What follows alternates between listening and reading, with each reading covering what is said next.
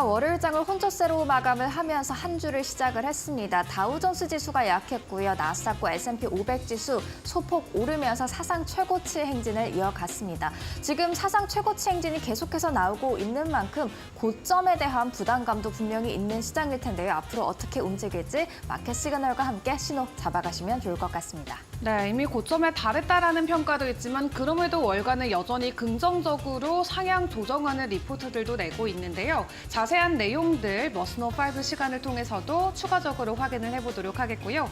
일단 간밤 마무리됐던 뉴욕 증시 상황 먼저 확인을 해보도록 하겠습니다. 보합권 마무리 지었는데 어떤 시그널들 보내왔을까요? 네, 일단 3대 주요 지수 월요일장 혼조세로 마감을 했습니다. 앞서 설명드렸던 대로 다우존스 지수 홀로 약보합 마감했습니다. 0.08% 하락을 했고요. 나스닥과 S&P 500 지수도 오르기는 했습니다만 상승률이 크진 않았습니다. 0.28%, 0.1% 강세였습니다. 대체적으로 보합세를 보였다라고 설명할 수가 있겠는데요. 이렇게 관망세가 우세했던 것은 지금 제롬 파월 미 연준 의장의 미 상하원 그런 반기 통화 정책 보고가 예정이 돼 있고 또 6월 CPI, PPI 등 주요 물가 지표 발표를 앞두고 대체적으로 지금 고점 부담에서 조금 관망하고 있다라는 설명이 우세했던 것으로 확인이 되고 있습니다. 한편 이렇게 많이 올라온 만큼 지금 기술적으로는 10% 조정이 나와도 이해가 가능하다라는 월가의 그런 코멘트들도 나와 있는 상황인데요. 모건 스탠리 수석 미 주식 전략가는 지금부터 대선까지 변동성이 좀 예상이 되고 이때 10%의 조정 가능성 매우 높다고 본다라고 이야기를 했고 골드만삭스의 트레이더도 모두가 강세장을 예상하고 있기 때문에 지금 기술적으로는 조정이 나올 수 있다라는 코멘트 했습니다. 참고하시면 좋을 것 같습니다. 이어서 히트맵을 통해서 월요일장 분위기도 확인을 해보도록 하겠습니다. 대체적으로 초록과 빨강, 즉 상승과 하락하는 그런 종목들이 전반적으로 많이 보였는데요. 대형 기술주 한번 보도록 하겠습니다. 시가총액 상위 싸움 계속해서 이어나가고 있죠. 마이크로소프트 소폭 내렸고요. 애플 같은 경우에는 0.65% 계속해서 상승가도 달려나가고 있습니다. 그리고 엔비디아 전장에서는 하방 압력을 봤더니 지금 월요일장에서는 강한 상승세로 돌아왔습니다. 2% 가까이 올랐는데요. 대장주가 오르다 보니까 그 주변 다른 반도체주로도 훈풍이 불어오는 모습들이었습니다. 브로드컴이 2.5% 올랐고요. AMD가 4% 가까이 올랐습니다. 다만 마이크론 테크놀로지 0.7%가량 약세 흐름을 보였습니다. 이어서 시가총액 상위 종목 확인해 보도록 하겠습니다. 구글의 모 회사죠. 알파벳이 0.7% 내렸고요. 메타 2% 가까이 빠졌습니다. 아마존의 경우에도 0.35% 약세를 보였는데요.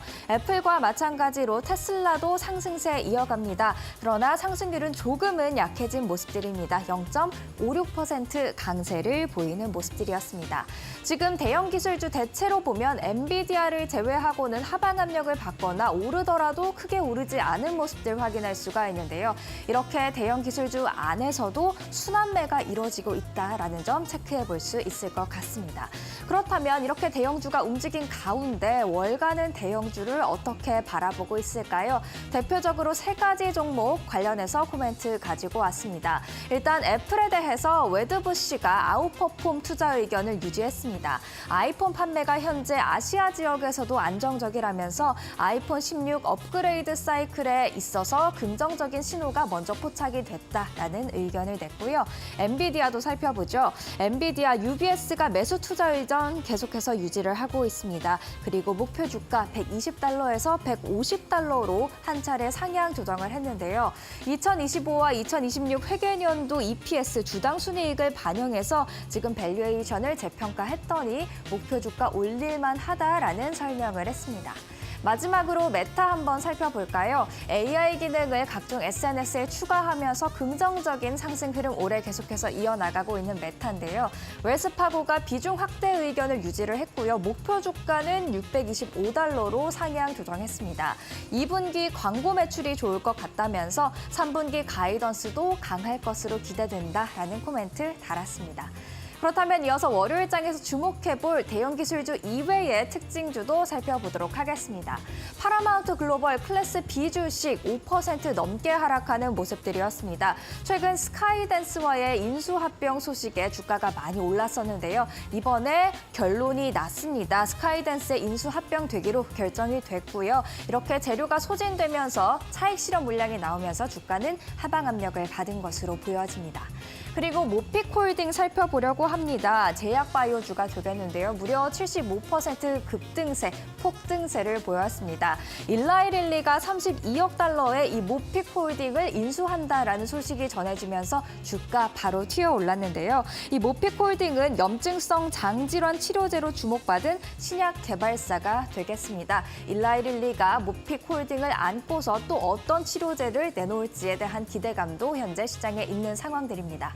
마지막으로 코닝 살펴보려고 합니다. 지금 디스플레이 관련해서 관련주로도 꼽을 수가 있겠는데요. 특수 유리 제품을 개발하는 글로벌 기업입니다. 12% 가까운 급등세를 보였는데요. 2분기 가이던스를 상향 조정했습니다. AI 붐으로 이 유리 업계도 특수를 맞으면서 코닝의 주가가 함께 오른 건데 2분기 가이던스 이 핵심 매출을 34억 달러에서 36억 달러로 올렸고요. 이에 따라서 2분기 EPS 주당 순이익도 기존에 예상했던 상단인 42센트나 그보다도 좀 더 높은 46센트를 예상한다라고 밝혔습니다. 앞으로 2분기 가이던스 그대로 잘 맞춰낼 수 있을지 지켜보는 것도 포인트가 될 것 같습니다. 그러면 이어서 이날의 국채 금리도 확인을 해보도록 하겠습니다. 트럼프 전 대통령의 재집권 가능성이 점쳐지면서 국채 금리 한 차례 급등한 바 있었는데요. 지난주 하락했다가 다시금 슬금슬금 올라오는 모습들 월요일장에서는 포착이 됐습니다. 일단 2년물 국채 금리 4.629%로 올라오는 모습이었고요. 10년물 같은 경우에는 4.273% 소폭 오르는데 그치는 모습들이었지만 상승세를 보였다는 점에서 앞으로 국채 금리 향방이 어떻게 될지 체크를 해보시는 것도 좋을 것 같습니다. 이어서 국제 유가 확인을 해보도록 하겠습니다. 예상 외로 지금 베릴 허리케인이 그래도 등급 1단계로 한창 낮아진 단계로 텍사스주 근처에 상륙했다라는 소식이 전해졌는데요. 사실 베릴에 대한 위험성 때문에 WTI 그간 많이 올랐었죠. 이날은 소폭 약세를 보였습니다. 1%가량 하락하면서 배럴당 82달러 선까지 내려오는 모습들이었고요. 국제 금값 같은 경우에는 위험자산 선호 심리가 대두가 되면서 이날은 하락세를 보였습니다. 1.43% 하락하는 모습이었습니다. 이렇게 월요일장 정리를 해보고요. 이어서 월가의 전략가를 만날 시간이 되겠습니다. 월가의 한 전략가가 오늘은 관망장세였다라고 평가했습니다. 함께 들어보시죠.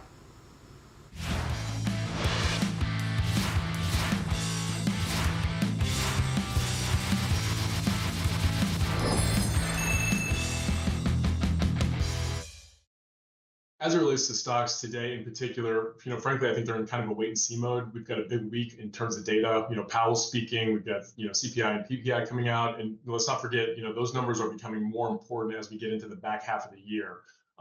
In particular with Powell's comments, I think, the first half of the year, he was kind of, suitably vague in a way that much of Wall Street kind of anticipated. I think we're now starting to move into the period, particularly with the labor market starting to show signs of cooling, stock market concentration at all-time highs, concerns about, a potential U.S. recession. I think his comments are going to start to matter more.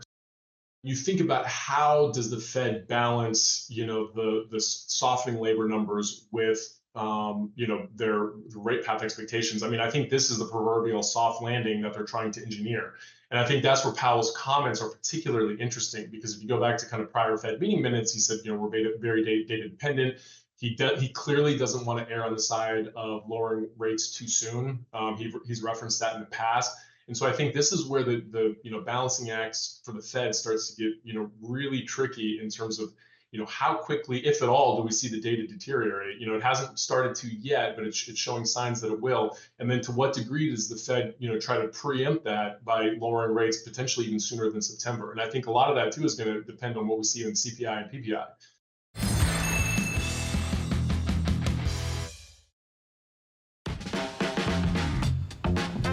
네, 간밤 있었던 주요 외신 헤드라인 함께 확인해보는 머스너 5 시간입니다. 이번 주 여러 가지 시장의 방향성을 결정해줄 주요 이벤트들이 준비되어 있는 가운데 오늘도 S&P 500과 나스닥은 사상 최고치 경신을 이어갔습니다. 다우존스도 장 초반에는 상승 흐름에 함께 몸을 실다가 결론적으로는 약보합권으로 마무리가 됐는데요. S&P 500 지수의 지난 1년 동안의 주가 차트 추이를 함께 확인을 해보시면 26%의 강한 상승을 보였습니다. 그럼에도 불구하고 월가에서는 여전히 이 S&P 500 지수가 연말에 대한 자신감을 보여줄 것이다라고 하면서 목표치를 지속적으로 상향 조정하고 있는데요. 이미 올해도 큰 폭의 상승을 보였지만 간밤 나왔던 오펜하이머의 의견을 확인해 보면 올해 연말 S&P 500 지수의 전망치는 5,900까지 올라간 모습입니다. 이는 월가 주요 투자 기관 중에 두 번째로 높은 연말 전망치인데요. 앞서 에버코어 ISI가 S&P 500 지수의 연말 전망치를 6,000으로 제시하기도 했었습니다.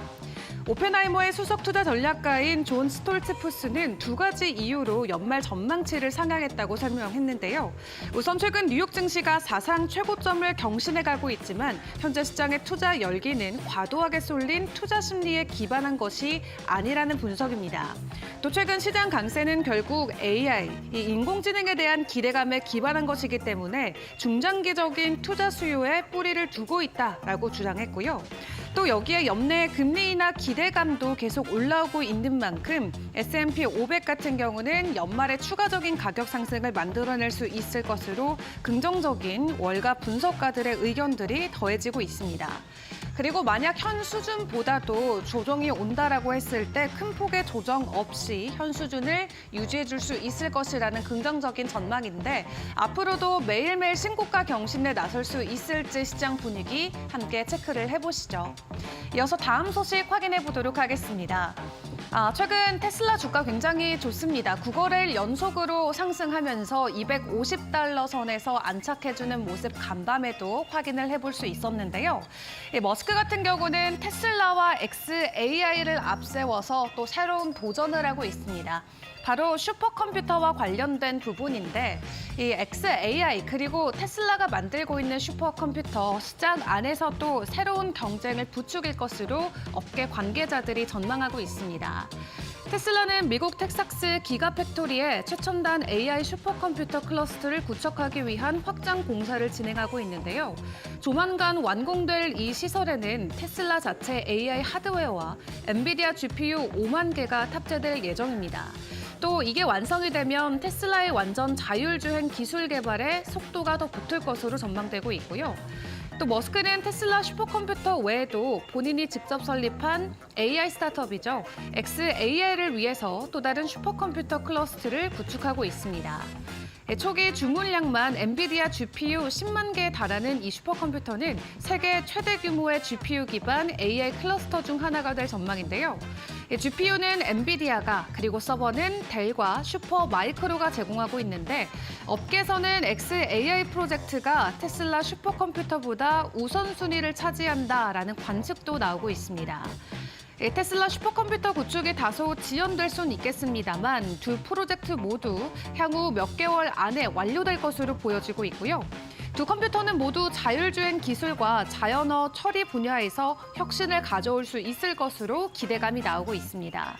테슬라 같은 경우는 확실하게 완전 자율주행 기능 개발에 집중하는 한편 xAI가 현재 만들고 있는 슈퍼컴퓨터 같은 경우는 아직 활용 범위가 명확하게 공개되지 않은 상황인데요. 그렇기 때문에 앞으로 머스크의 사업 행보에 대해서 궁금증이 계속해서 증폭되고 있는 상황입니다.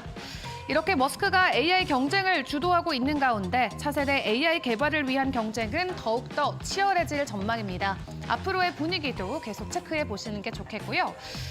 어제 미 증시가 긍정적인 상승 마무리를 보인 가운데 최근 대만 증시도 굉장히 뜨거운 분위기를 이어가고 있습니다. 그중에서도 대장주로 꼽히는 TSMC, 어제 주가 다시금 사상 최고치를 기록을 했는데 전날 모건 스탠리가 이 TSMC의 목표 주가를 상향 조정하면서 추가적으로 수혜를 받은 것으로 시장은 풀이를 하고 있습니다. 이제 2분기 실적 발표를 앞두고 있는데 가이던스 긍정 긍정적일 것으로 업계에선 보고 있습니다. 이에 어제 주가가 장중에 4.47% 상승하면서 1,050대만 달러까지 오르는 모습을 보였는데요. 모건스탠리가 전날에 보고했던 TSMC 목표 주가 같은 경우는 1,080대만 달러로 확인되고 있습니다. 1,180대만 달러로 기존 가격보다도 9.3% 오름폭을 더 키우는 모습이고요. TSMC가 다음 주 실적 발표에서 연간 매출 전망을 상향할 것으로 예상을 했는데 강력한 협상력을 바탕으로 또 TSMC가 웨이퍼 가격을 인상할 것이다라는 전망치도 나오고 있습니다. 그리고 모건스탠리의 찰리 첸 애널리스트 같은 경우는 이 TSMC가 한정된 물량만 판매해서 소비자들의 구매 욕구를 더욱 자극하고 있는 헝거 마케팅 전략이 효과를 보고 있다라고 평가했고요. 또 JP모건 체이스 같은 경우도 TSMC가 AI 가속기 수요에 대해서 더 긍정적으로 언급할 것으로 기대된다면서 TSMC 실적 발표를 앞두고 월가의 기대감이 계속해서 증폭되고 있는 상황입니다. 또 블룸버그가 집계한 데이터에 따르면 애플과 엔비디아 등에서도 TSMC의 칩에 대한 이 사용 수요가 지속적으로 증가하고 있다라고 하고요. 2022년 마지막 분기 이후로 가장 빠른 속도로 올라가고 있는 모습을 확인을 해보실 수 있겠습니다. 이로써 TSMC 같은 경우는 지금 시가총액이 9,500억 달러 이상까지 올라가면서 투자의 규제 워렌 버핏이 이끄는 버크셔 해서웨이를 제치고 세계 8위 규모의 회사까지 올라온 모습인데요. 실적 발표 이후에도 현재 보여주고 있었던 주가의 고공행진이 이어질지 주목해 보시는 게 좋겠습니다. 이어서 다음 소식 보도록 하겠습니다. 보잉이 737 맥스와 관련된 여객기 추락 사고에 대해서 유죄를 인정했죠. 각각 2018년과 19년에 있었던 사고인데요. 이에 대한 유죄를 인정했음에도 불구하고 오늘 장중에 대려 주가는 상승하는 모습이 나왔습니다. 이를 놓고서 업계에서는 이번 보잉 추락 사고와 관련된 유죄 인정과 관련해서 리스크가 주가에 이미 반영됐기 때문이다라고 이야기를 했습니다. 보잉은 이메일 성명을 통해서 법무부와 해결 조건에 대한 원칙적 합의에 도달했다라고 밝히면서 약 2억 4,400만 달러의 벌금을 내고 독립적 감시인의 3년 보호 관찰을 수용하기로 했다라고 밝혔습니다. 다만 벌금 규모가 지난 2021년에 지불했던 것과 대비해서는 상대적으로 적었던 점이 오늘도 주가에는 긍정적으로 작용이 됐는데요. 지난 2021년에는 25억 달러 정도 지불한 바 있습니다. 다만 지난 1월에도 737 맥스 제트기에서 비행 중에 문짝이 떨어져 나가서 동체 큰 구멍이 나는 사고가 발생하기도 했었는데 추가적인 사건 사고가 잇따르고 있지만 일단 과거에 대한 리스크는 오늘 해소를 한 모습입니다. 마지막으로 암호화폐 시장 상황도 확인을 해보도록 하겠습니다. 어제 또 비트코인이 큰 폭으로 가격 조정이 나왔습니다. 54,000달러까지 장중에 터치하는 모습이 나왔었는데 그래도 오늘 뉴욕 증시 기준으로 다시금 주가는 56,000달러대 회복해주는 모습이 나왔습니다. 이렇게 지속적으로 비트코인의 가격 하락이 이어지고 있는 이유, 굉장히 크게 대규모 매도 물량이 시장에 쏟아지고 있기 때문인데요.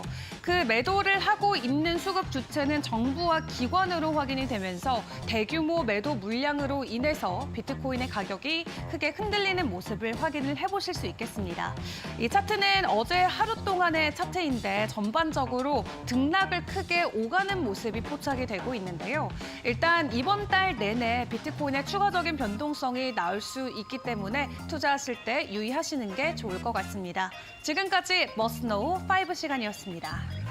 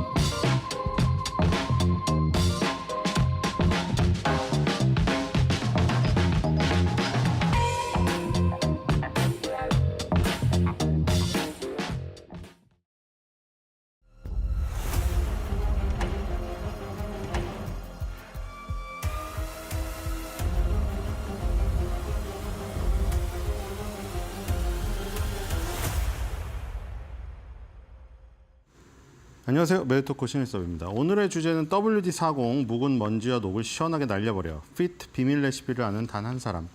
코카콜라를 그 비밀을 아는 사람이 몇 명 없는 걸로 알고 있거든요. 그 레시피가 스위스 비밀 금고에 담겨 있다고 했나요? 그래서 그거를 알아내면 이제 펩시콜라가 이길 수가 있는데 이 지금 WD-40도 비밀 레시피를 단 한 사람만 안다고 합니다. 자, 이거 과연 누가 알고 있을까요? 이 지금 재밌는 그림들이 많이 있는데 이 로보캅의 미니죠. 로보캅들이 서로를 녹을 지어주려고 하고 있는 모습인 것 같아요. 그리고 다음으로 보겠습니다. 재밌는 그림이 많이 있어요. 여기 앨런 머스크가 원하는 로봇이 여기 이거 아닌가요? 맞죠? 앨런 머스크가 그 스타워즈의 금색 로봇이랑 은색 깡통 로봇 있잖아요. 근데 이 테슬라의 옵티머스를 지금 요 모델로 만들고 있다고 했잖아요. 근데 이 모델하고 로보캅.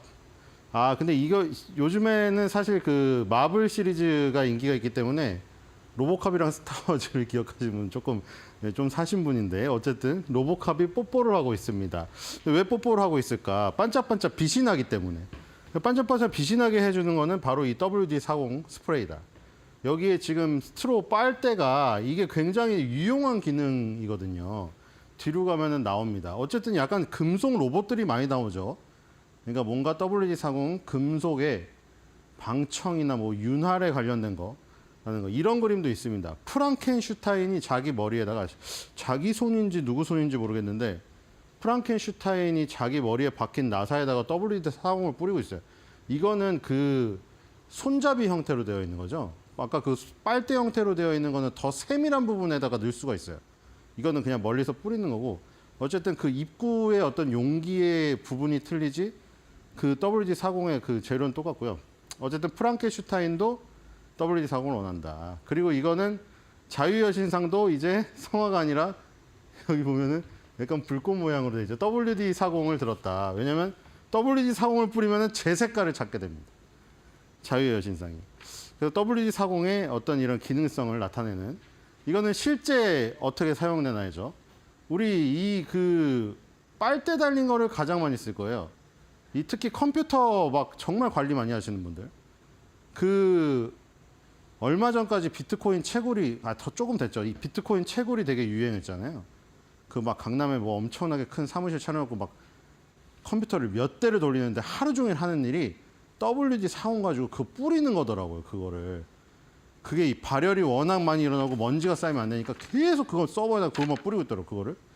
지금 이게 컴퓨터 부품이나 이런 데 굉장히 중요하다. 그래서 WD-40은 전자제품 이런 데 쓰임새가 많구나 이런 걸 알 수가 있겠습니다.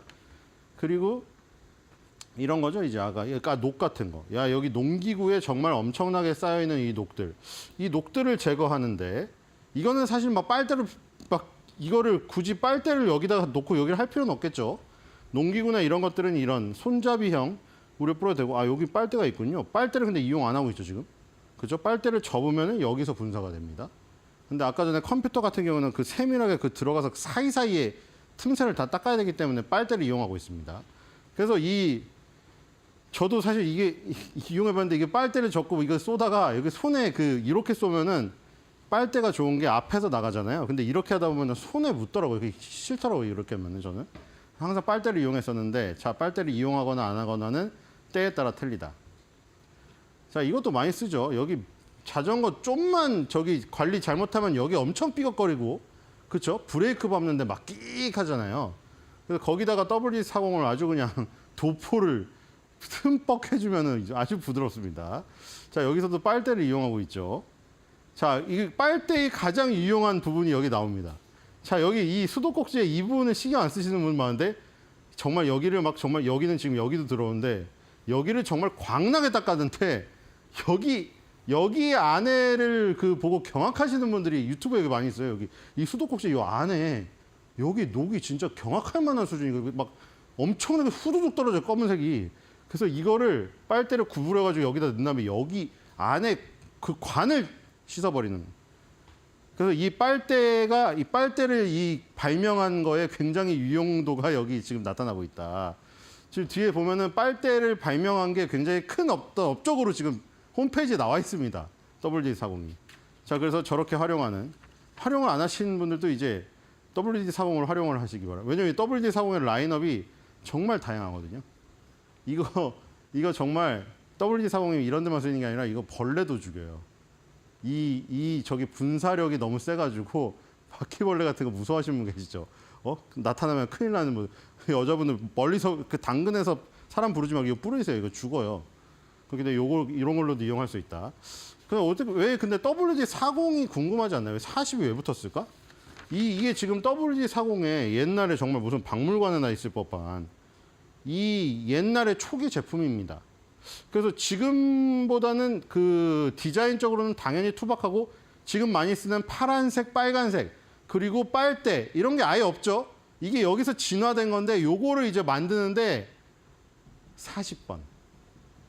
정말 이게 무슨 마케팅 때문에 그런지 모르겠는데 뭐 39번이었는지 41번인지 모르겠지만 어쨌든 40번째 그 레시피를 성공한 거예요. 그래가지고 40번의 시도를 통해 가지고 자기의 저 공식을 여기다 실현했어요. 무슨 공식이냐면 이게 원래 로켓 화학회사였습니다. 로켓 화학회사의 직원이 딱 3명이었는데 이 그 로켓을 쏘아 올릴 때 그 녹이 쓰면은 정말 치명적인 저기가 오지 않습니까? 그래서 녹방지 용매랑 탈지제 라인을 만드는 데 착수를 했는데 40번의 시도를 통해서 여기 물 교환 공식을 작동하는 데 성공했답니다. 그래서 이게 샌디에이고에서 요즘에 김하성 선수 잘하죠. 샌디에이고에 있는 작은 연구소에서 시작해가지고 샌디에이고에서 그 사업도 시작을 했어요. 연구소가 샌디에이고에서 시작을 했기 때문에 이게 아까 전에 53년도에 최초로 시작된 겁니다. 그래서 이게 바로 그 공장 연구소이고요. 여기서 이제 40번 만에 이것을 개발을 해내가지고 막 레시피를 엄청 연구해가지고 그쵸? 지금 이렇게 가족들이 지금 요 사업을 성공을 해서 지금 이렇게 쭉 왔습니다. 나중에 이제 빨대까지 생기고요. 이렇게 돼서 이 WD-40의 WD가 워터 디스플레이스먼트입니다. 그래서 아까 물 교환 공식이라고 한 거예요. 물 교환 공식을 실험을 40번째 했는데 거기서 딱 맞는 레시피가 나온 거예요. 그래서 워터 디스플레이스먼트 4이 해가지고 WD-40이 됐습니다. 이게 저기 개발한 화학자의 요 책인지 모르겠으나 그 개발한 화학자의 책에 나오는 공식이에요. 그래서 거기서 이름을 따온 것이고 이 그 항공우주 계약업체인 컨베어 아틀라스 미사일 여기에 요 탑재되는 그 미사일과 로켓의 피부의 녹과 부식을 보호하기 위해서 원래 만든 겁니다. 근데 이제 그런 것들이 지금 가정하고 일반 저기에 쓰이는 거죠. 근데 여기서 이 성능이 너무 좋으니까 이 직원들이 여기 그 직원들은 안 나왔겠죠. 직원들이 점심 때 도시락을 먹다가 도시락에다가 몰래 그 제품 캔을 몇 개 빼가지고 공장으로 나왔어요. 그래가지고 이 로켓 케미칼 컴퍼니의 설립자이자 논 라슨이라는 사람이 WD-40을 에어로졸 캔에 넣습니다. 에어로졸 캔에 넣어가지고 지금 이렇게 된 거예요. 그러니까 여기서 시제품을 너무 좋으니까 빼와가지고 이렇게 만든 게 지금 가정용 제품의 시초가 됐다. 이렇게 보시면 되겠습니다. 그래서 그렇게 생각하죠. 이게 로켓이나 항공 분야에서만 쓰는 게 아니라 이런 거라면 뭐 자전거나 농기구에 녹과 부식도 제거하겠네. 똑같이 금속이니까. 그렇게 생각한 사람이 빼가지고 이게 지금 이제 세상에 퍼지게 된 겁니다. 1953년이면은 한 50 몇 년인가 7, 80년 됐나요? 뭐 한 20년 더 있으면 100년 업체가 될 것 같습니다. 자, 그래서 WD-40이 이렇게 탄생을 했고요. 이제 우리가 늘 아는 저희가 됐죠. 제품이 됐죠. 그리고 홈페이지에 들어가면 6가지의 자신들이 내세우는 어떤 타이틀이 있는데 여기 있습니다. 이제 정확한 성분을 아는 사람은 단 한 명뿐이라는데 이 한 명이 누군지 모르겠어요. 근데 이거는 절대 말하지 않겠죠. 왜냐면 아까 전에 40번 만에 이걸 성공했잖아요. 워터 디스플레이스먼트를. 그래서 물교환 공식을 40번 만에 성공해서 최적의 레시피를 알아냈는데 아까 그 직원들이 도시락 캔에 넣어서 빼갔다고 했잖아요. 그 직원도 그걸 빼갔지만 그거의 레시피는 몰라요. 그거를 알았다면 이미 그 아류 회사를 다 만들어 버렸겠죠. 그래서 지금 아무도 알 수가 없다. 그리고 심지어 특허 신청도 안 했다. 이게 특허를 신청하게 되면 뭐 특허 그 심판원이나 관련된 그 사람이 알 수가 있잖아요. 아예 특허도 신청을 안 했어요. 이게 몰라요. WD-40을 베낄 수가 없다. 베낄 수가 없습니다. 그래서 극비 공식에 있다. 코카콜라처럼 스위스 비밀 공고 금고에 안 넣었지만 딱 한 명 혼자서 아무 말 안 하면 됩니다. 자, 그 다음에 보면은 글로벌 기업입니다. 이제 그래서 지금 15개 이상의 다른 국가에서 600명이 넘는 직원이 일을 하고 있다. 이렇게 되어 있고요. 그 다음에 176개국이라고 했죠. 아까 샌디에이고 그 로켓 공장에서 시작을 했기 때문에 샌디에이고가 제일 먼저 나오고요. 이제는 중국까지, 상하이까지 진출해서 지금 런던, 부에노스아이레스, 시드니, 모스크바 다 포함해서 이제 176개국에서 지금 사용하고 있다. 사실 더 쓰지 않을까요? 공식적으로만 이렇게 됐지. 다음으로 가겠습니다. 그리고 2,000개 이상의 문서화된 용도를 가지고 있다. 아까 전에 우리가 그냥 딱 생각나는 건 그런 거잖아요. 자전거에 뭐 하고 방문에 컴퓨터 용품에. 근데 그거를 정말 세부적으로 하면은 무려 2,000개의 용도가 있다고 합니다. 2,000개의 용도를 다 사용하는 사람은 없겠죠. 하지만 2,000개의 용도가 있기 때문에 정말 다양한 분야에서 쓰인다는 거죠. 그러니까 지금 요거 WD-40 원 제품 가지고 지금 이렇게 성장을 한 거예요. 그렇게 보시면 될 것 같고요. 멀티 유즈죠. 그래서 자, 다음의 특징을 보겠습니다. 분배입니다. 아까 전에 말했듯이 2,000개 이상의 문서에 대한 용도가 있기 때문에 이렇게 다양한 유통망에 뿌려줄 수가 있다는 거죠. 분배를. 철물점에도 갈 수 있고 자동차점에도 갈 수 있고 식료품점에도 갈 수 있고 스포츠용품점 갈 수 있고 약품점, 배관용품점, 그 62개의 다양한 무역 채널. 이게 어떻게 보면 굉장히 장점이죠. 하나의 섹터에 국한되지 않기 때문에. 정말 다양하잖아요. 그래서 이 분배를 할 수 있는 다양한 용도를 갖고 있다. 연결되는 얘기죠. 자, 이거는 뭐 아주 그냥 좋은 소리네요. 올바른 일하기라고 해서 가치를 비즈니스 수행 방식의 모든 측면에서 통합을 했다. 그래서 여기에 표시된 게 안전한 성분. 이거 좀 여기에 가장 민감하잖아요, 사람들이. 그 WD-40 뿌리면은 약간 그 특유의 냄새 같은 게 있거든요. 그리고 입자가 되게 조그매서 이거 호흡이 안 좋은 거 아니야? 그래서 이제 이 안전한 성분을 강조하고 있습니다. ESG 경영도 강조하고 있고요. 자, 이렇게 특징들을 잡아놨습니다. 회사에서. 가장 눈여겨볼 만한 것은 아까 전에 비밀 레시피는 한 명만 알고 있다. 그거죠. 자, 지금 매출 실적이 2023년 3분기 2024 1, 2, 그 다음에 3분기가 이제 나오죠. 7월 11일 날. 그래서 지금 145.80 밀리언 달러가 예상되고 있습니다. 그 전 3분기에는 어닝 서프라이즈다가 바로 직전 분기에 정말 살짝이죠. 거의 겹쳤죠. 어닝 쇼크라고 하기에는 어닝 쇼크답지 않은 어닝 쇼크가 나왔습니다. 그리고 지금 보면은 이 매출액이 보면은 거의 컨센서스가 거의 굴곡이 별로 없잖아요. 그러니까 이 지금 WD-40 같은 경우는 정말 다양한 분야에 쓰이고 일상적으로 계속 소모가되기 때문에 매출액에 큰 변화가 없는 스타일입니다. 뭐 IT 기업의 어떤 진화나 이런 거에 시달리지 않는 기업이죠. 자, 이익을 보겠습니다. 영업이익은 쇼크가 나온 적이 없어요. 그렇죠? 영업이익은 계속 서프라이즈가 나왔습니다. 여기는 거의 딱 붙은 서프라이즈인데 저기 하나 전이랑 여기는 굉장히 큰 서프라이즈고 바로 전분기에도 서프라이즈가 나왔습니다. 그래서 지금 7월 11일 날 주당 1.39달러로 예상되어 있는데 지금 컨센서스가 5개 분기 중에서는 가장 높게 잡혀 있는 상태죠. 자, 7월 11일을 한번 기대해 봐야 될 것 같고요. 자, 의견이 하나 있습니다. 근데 313이거든요. 그러니까 어쨌든 하나이긴 하지만 그래도 평균이잖아요. 313이니까 여기서 지금 41.95% 정도 상승을 해야 목표가에 도달합니다. 물론 의견이 하나긴 하지만 굉장히 높게 잡혀 있다. 그러니까 의견이 하나긴 하지만 매수니까 어쨌든 바이가 나오겠죠. 그렇죠? 모더레이트 바이로 나와 있습니다. 자, WD-40 어떻게 저렇게 하나의 아이템으로 저 긴 세월을 버텼을까? 하지만 하나의 킬러 아이템이 있으면은 버팁니다. 차트를 보겠습니다. 하나의 킬러 아이템만 있으면 사실 어정쩡한 거 여러 개 만드는 것보다 이게 나아요. 그렇죠? 어정쩡한 거 여러 개 나와서 장사 하나도 안 되는 것보다 하나 갖고 잘 되는 게 낫죠. 지금 이 부분에서 갭 상승이 2024년도 초반이죠. 2024년도 들어서면서 갭 상승이 나왔습니다. 그 다음에 쭉 하락 채널을 타고 내려와서 이때 벌어놨던 갭을 일단 다 메웠죠. 지금 메워버린 상태입니다. 그리고 이 하락 채널이 지금 2024년도 거의 1월달, 2월달부터 계속됐기 때문에 지금 6개월째 하락 채널에 있거든요. 그러니까 이 하락 채널을 벗기고 올라가야죠. 그리고 지금 이동 평균선들도 지금 많이 깔려 있는 상태죠. 그렇게 해서 이 보라색 고점과 고점을 연결한 고점 추세선 요 정도까지 가는 것이 1차 목표인 것 같습니다. 주봉 월봉으로 볼까요? 주봉 월봉으로 보면은 이 정말 안정적인 종목이라는, 예를 들어 처치 앤 드와이트라는 종목 있잖아요. 우리 생활용품 파는 회사. 그 집에서 쓰는 그 베이킹 소다 유명하잖아요. 아멘하모.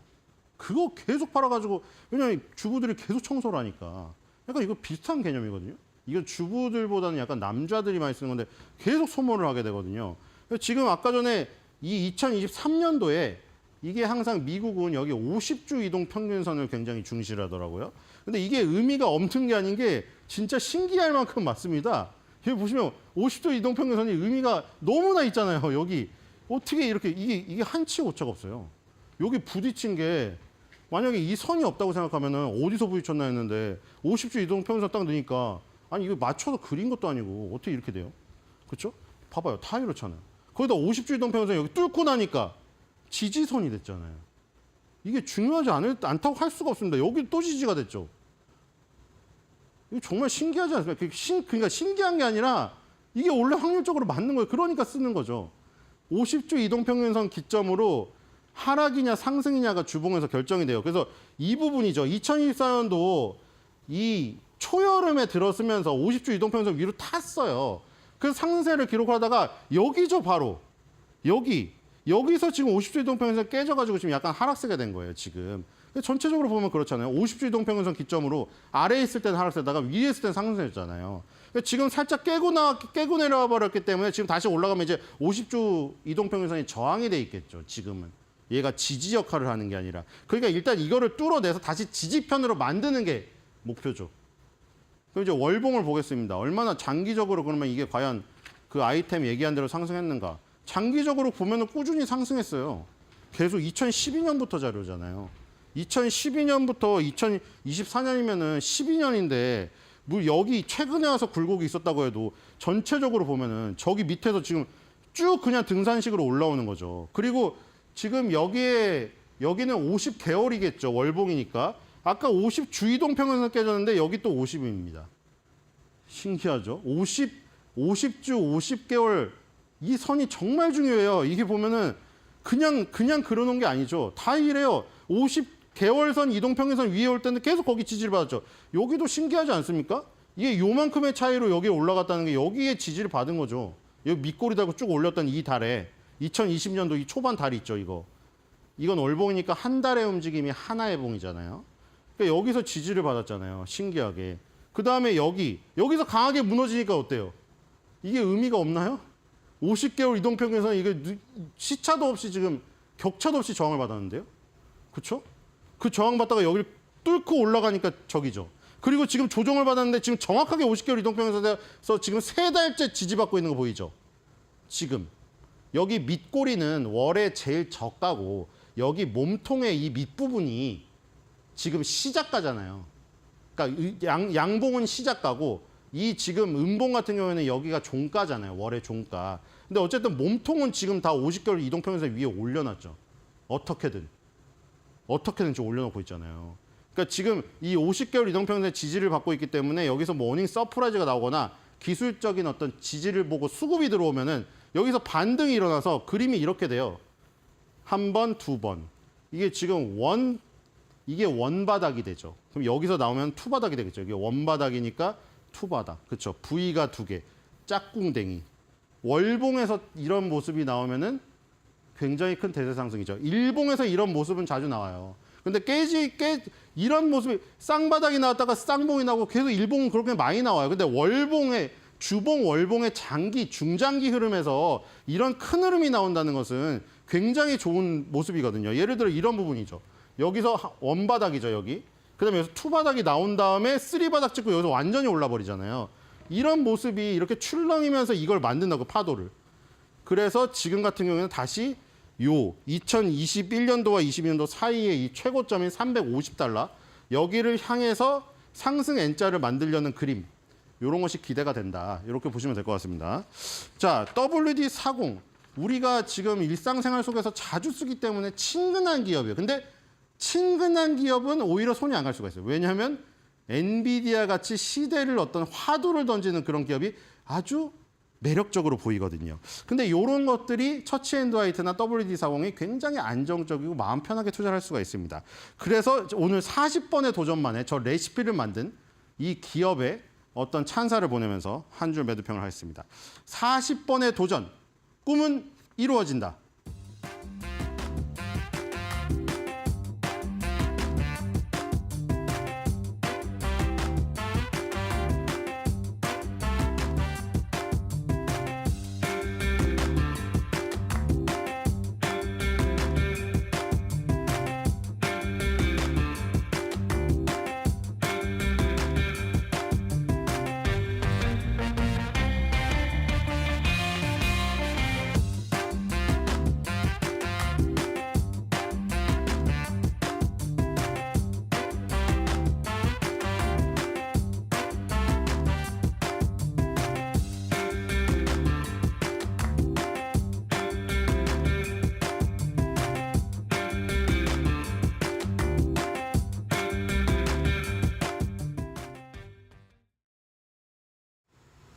네, 이번 한 주 바쁜 한 주가 계속되고 있죠. 여러 지표들 중요하게 확인을 해봐야 되는 주간에 들어와 있는데요.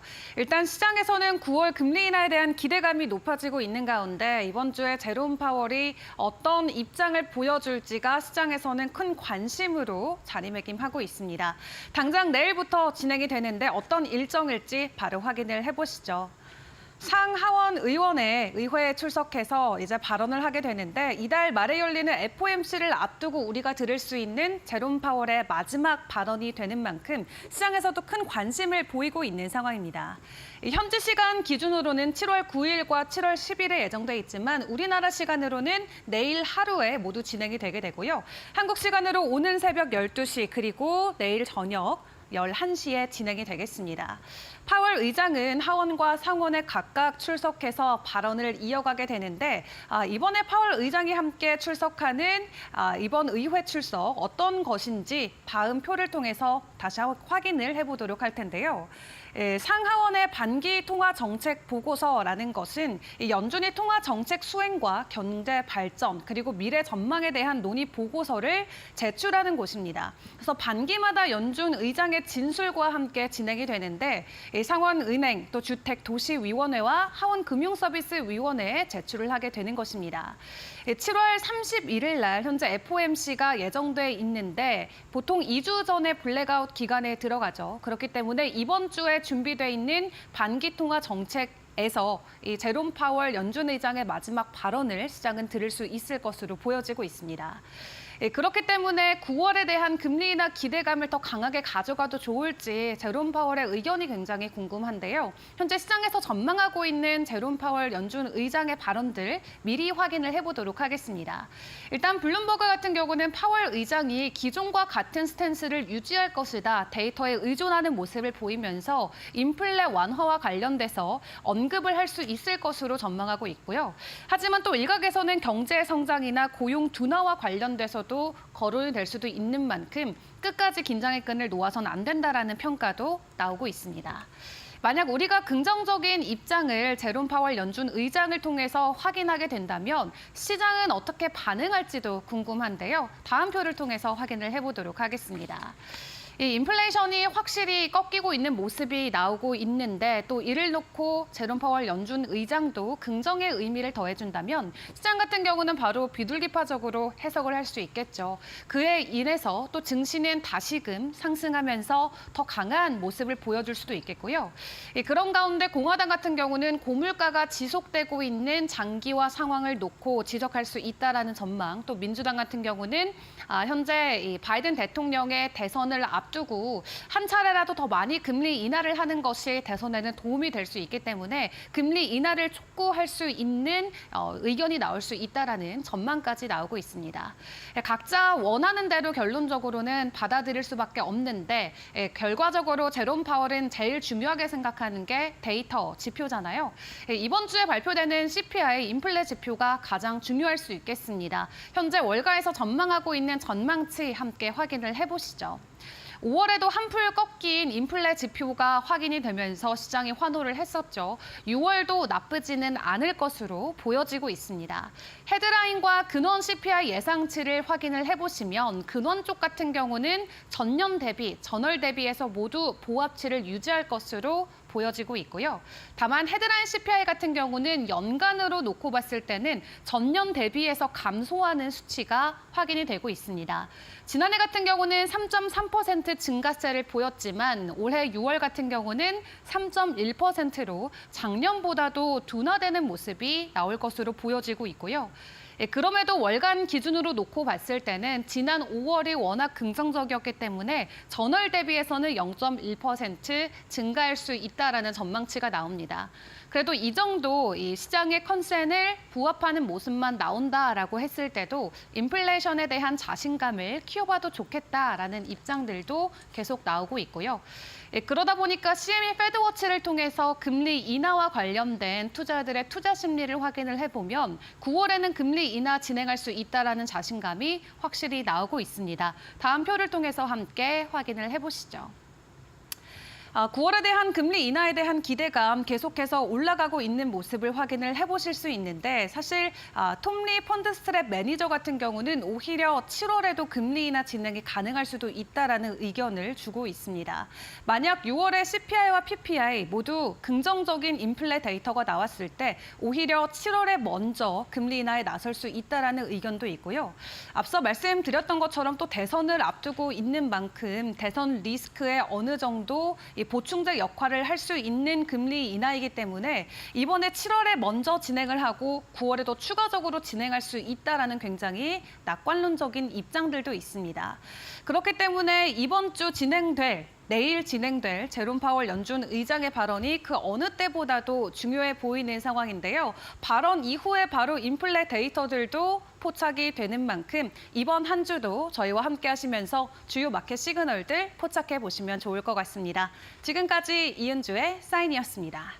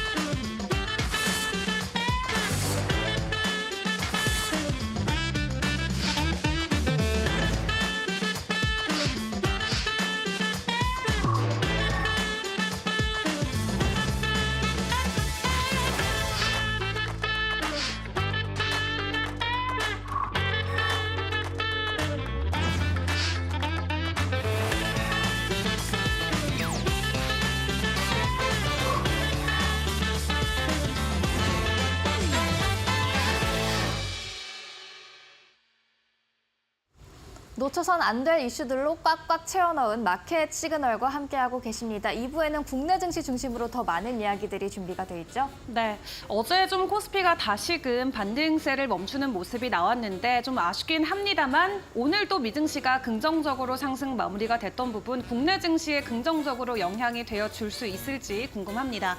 계속해서 저희와 함께 하시면서 국내 증시에서 보내오는 시그널들도 포착해 보시면 좋을 것 같은데요. 저희는 잠시 후 7시에 다시 찾아뵙고 인사드리도록 하겠습니다. 채널 고정해 주세요.